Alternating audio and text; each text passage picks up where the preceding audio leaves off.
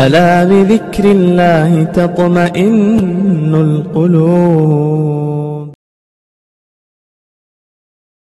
لا الہ الا انت سبحانک انی کنت من الظالمین.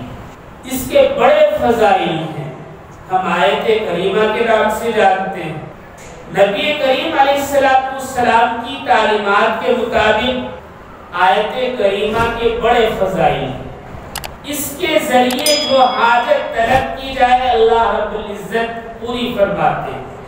اس کے ذریعے جس مصیبت اور پریشانی کو دفع کرنے کی دعا کی جائے اللہ رب العزت اسے دور فرما دیتے ہیں. نبی کریم علیہ السلام کی بہت ساری احادیث ہیں جس میں آیت کریمہ کے فضائل بیان کیے گئے ہیں. نبی کریم علیہ السلام کی ایک حدیث میں روایت کی گئی ہے. نبی کریم علیہ السلام نے ایک مرتبہ صحابہ سے ارشاد فرمایا کیا میں تمہیں وہ چیز نہ بتاؤں کہ اگر تم میں سے کوئی کسی مصیبت یا تکلیف اور آزمائش میں مبتلا ہو تو وہ اسے پڑھے اور اس کے ذریعے اس تکلیف سے نجات طلب کرے تو اللہ رب العزت اسے نجات عطا فرما دیتے ہیں.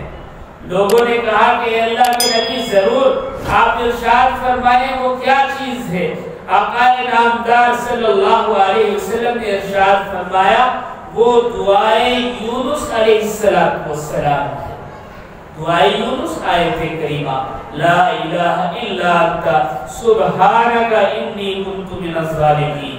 اسی طرح ایک اور حدیث ہے. نبی کریم علیہ السلام نے ارشاد فرمایا ذوالنون کی دعا. حضرت یونس کا دوسرا نام ذوالنون. ذوالنون کی دعا جو انہوں نے مچھلی کے پیٹ کے اندر مانگی تھی. جب بھی کوئی مسلمان اپنی کسی بھی تکلیف کو دور کرنے کے لیے یا اپنے کسی مقصد کو حاصل کرنے کے لیے ان کلمات کے ساتھ دعا مانگتا ہے تو اللہ رب العزت اس کی دعا قبول فرما لیتے ہیں. اللہ